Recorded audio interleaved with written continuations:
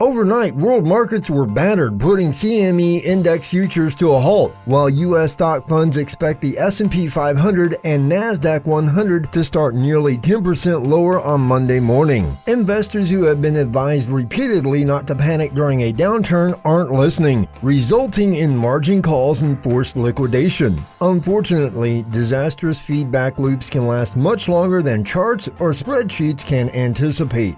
Options, inverse funds, and a few commodities have been used by more sophisticated market players to hedge their portfolios. Beginner and intermediate investors do not have that luxury, as poorly timed or positioned hedges will result in significant losses, exacerbating the situation. Furthermore, since market makers do not want to be caught on the wrong side of a deal, put protection is becoming prohibitively costly. It's even riskier if you've freed up enough cash to consider long-term investments, so our first instinct is to buy stocks that performed well prior to the outbreak. Unfortunately, winners in one business cycle frequently underperform in the next, necessitating new research to discover the highest reward, lowest risk opportunities. Finally, since high-tech is a cyclical industry that requires a healthy business environment to expand, you may want to avoid FAANG stocks and their cousins. It's also important to note that cash is a place, and having a lot of cash in your savings accounts will protect your accounts from current and future shocks. While sitting in cash isn't as profitable as betting the family wealth, the 0% return could easily outperform 99% of your friends and relatives in the coming months. It's also never too late to take a loss and turn it into cash, because stocks always go up isn't a guarantee.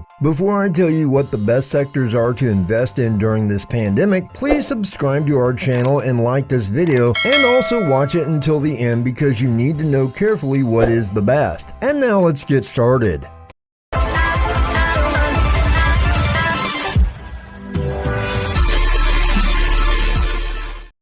These companies may benefit from increased consumer spending as consumer companies invest more to meet demand. With that in mind, here are the best sectors to invest in as we emerge from the pandemic.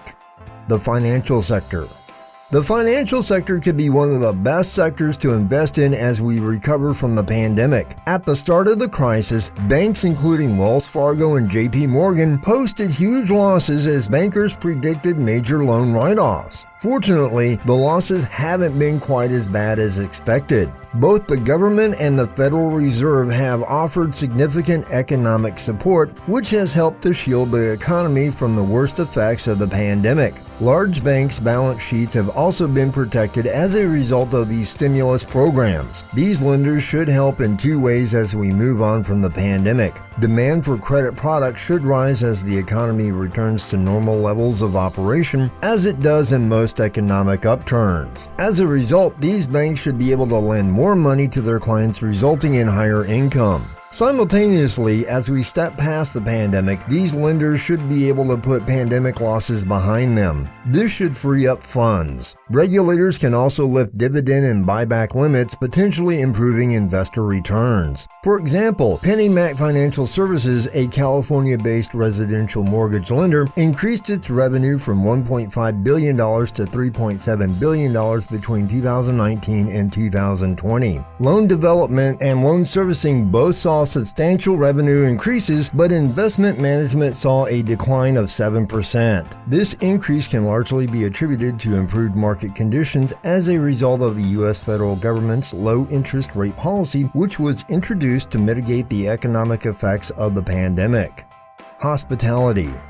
The hospitality industry has also been affected by the pandemic. Although some restaurants have offered a takeout service in the past year, many have seen a substantial drop in business relative to the previous year. As customers are allowed to eat out again, these businesses will see a quick recovery over the next 12 months. Initial signs once again support this prediction. Consumers have hurried to invest their stimulus checks in areas where restaurants have been able to reopen. As we recover from the pandemic, this is one of the best industries to invest in. Regrettably, not all hospitality businesses are equal. Due to their broad property portfolios, some could see a more rapid recovery than others. The Cheesecake Factory, for example, could benefit more than Domino's, which has been able to function virtually unaffected during the crisis.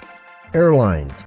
The airline industry is another field that might see a rebound in the coming months. Airlines suffered huge losses as a result of the pandemic, but they did much better than other industries, such as cruise lines. Despite the fact that the economic recovery is still in its early stages, airline passenger numbers in some regions, especially on domestic routes, have already returned to 2019 levels. Some roads have also seen more traffic than in 2019. It may take some time for the industry to recover from the problems of 2020. To deal with the crisis, many businesses issued additional debt and reduced their workforce. Airlines like United and Delta, on the other hand, could be attractive investments to keep as we rebound from the pandemic as one of the best sectors to invest in. Cruise lines. Carnival, Norwegian, and Royal Caribbean are a few of the cruise line companies that have lost a lot of money in the last year. These companies saw their profits virtually vanish overnight. They've had a hard time raising funds to keep the lights on. However, early reports indicate that none of these companies would have difficulty filling their ships once they are permitted to sail. Consumers, according to the reports, have been clamoring to book cruises for 2021 and beyond. Consumers have been willing to pay more for these journeys in some situations. The cruise industry is likely to be affected by the pandemic for at least the next few years. However, if early indications are to be believed, these companies' earnings and revenues may recover significantly over the next 12 months. That is why, as we recover from the pandemic, this industry appears to be one of the strongest sectors to invest in. Construction equipment.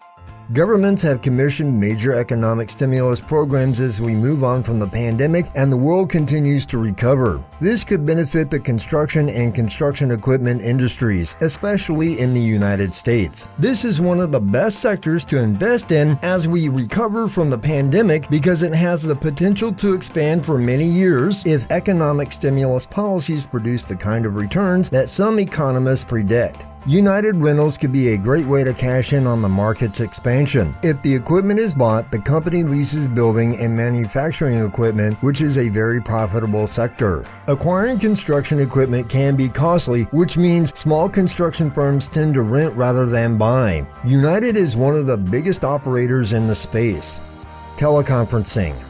Teleconferencing software companies have drawn investor attention as well, but the sector was hammered last week after stocks were pushed up too far too quickly. Citrix Systems, a Nasdaq 100 member, could benefit from a pullback as the 2020 breakout over the 2018 resistance remains intact. With a gain of nearly 30% since the beginning of February, Teladoc Health appears to be another way to play the American retreat to the homestead. Also, Zoom Video Communications, headquartered in California, increased its revenue by 88% from $331 million in 2019 to $623 million in 2020. The Americas will continue to be the company's most profitable field, accounting for 81% of revenues in 2020. Revenues, on the other hand, increased in all regional segments in 2020, with 117% growth in Europe, the Middle East, and Africa, 85% growth in the Americas, and 85% growth in Asia Pacific. Revenues have risen by 326% to $2.6 billion in 2021. The company's popularity can be attributed to an unprecedented increase in the use of video conferencing services during the lockout, with Zoom quickly becoming one of the most common solutions for remote work, homeschooling, and socializing. Healthcare and biotech.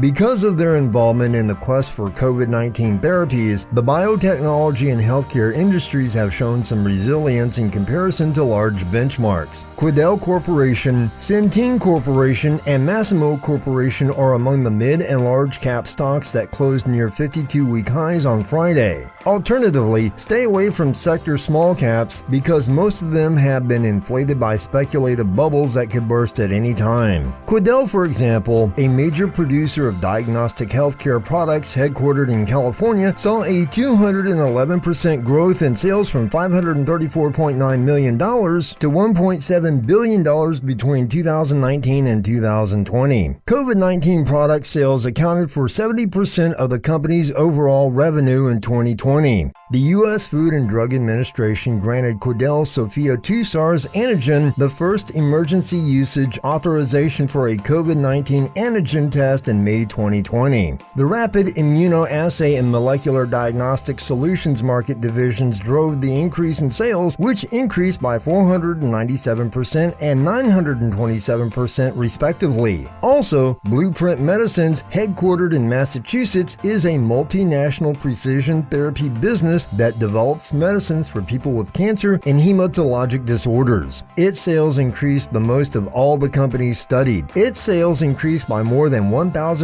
from $66.5 million in 2019 to $793.7 million in 2020. This is owing to a 1,060% increase in partnership sales from $66.5 million in 2016 to $771.6 million in 2020. In July of 2020, the company announced a global partnership with Roche, a Swiss pharmaceutical company, and Genentech, a Roche Group company, to develop and commercialize a drug for the treatment of RET-altered cancers. Another one is Seagen, which is a Washington-based biotechnology company. In 2020, Seagen produced $2.2 billion in sales, up from $917 million in 2019. Collaboration and license agreement revenues increased by 598%, while net product sales increased by 59%. Royalty revenues fell by 8%. The company's partnership with New Jersey-based pharmaceutical giant MSD produced more than $975 million in licensed revenue in 2020. In September 2020, the companies announced plans to collaborate on 2 new oncology initiatives. When we recover from the pandemic, these are the best industries to invest in. Over the next few months and years, they could all benefit from improved economic growth and consumer trust. Thank you for watching. See you next time.